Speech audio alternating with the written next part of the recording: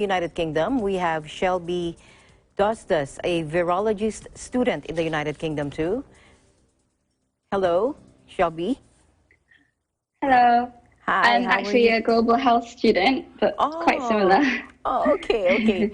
Okay, so as a student, when they say, oh, so you're not a virologist, you're not? You are a, No, so actually, my course is global health and social medicine. It's quite a oh, new course. It makes this current pandemic that's happening, it's quite relevant because oh, sort okay. of, with the World Health Organization, we're sort of moving towards this idea of global health instead of public health. So when they say pandemic, what does that mean? Again, let's So, educate me. I'll try. I'm still learning Yes. quite a lot. So there's this big misconception between pandemic and an epidemic. Okay. So pandemic is when there's a disease originating from a certain region or country, and then it transcends national borders. So, for example, swine flu, if a lot of people remember that was declared a pandemic.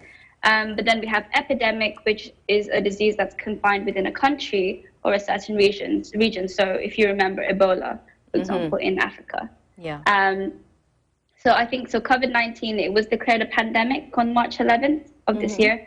And that was because obviously with increased globalization, so trade, traveling, flights in London from going to Italy, like £20 one-way trip to return as well. So a lot of people are traveling more often now. So because there's more social interaction, there's a higher chance of pandemics to occur because different diseases are it's more easier for diseases to transmit across borders, which is why we're seeing a lot more pandemics. So the first pandemic was in 1918, the Spanish flu.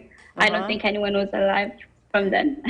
But so, during World War, so naturally it spread really quickly because there was no way to stop social interaction during the World War amongst the soldiers. And then the second pandemic, that was declared by the WHO was in 2009 with swine flu. And then now we're in the third pandemic that we're experiencing, COVID-19. So how do you keep yourself positive out of all this?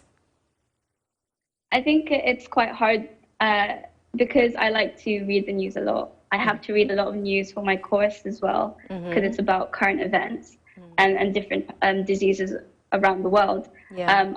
I try to maybe leave one day to not look at the news, and then the next day, then look at the news, and then so forth. And also, I think just making sure that you read the right sources, and there's a lot of people trying sadly, to make money out of things like this and trying to make, bogus news articles and such. But also to look at the bright side as well, For example, I know in the UK, a lot of restaurants, they're giving out free drinks to health workers. Yes. For example, just to try to uplift the spirit and, just looking at how everyone's sort of uniting now rather than having that sort of lone wolf mentality. Thank you so much, Shelby. Thank you for your Thank you. time. Thank you. I'm Shelby. I report from the United Kingdom and we live in interesting times.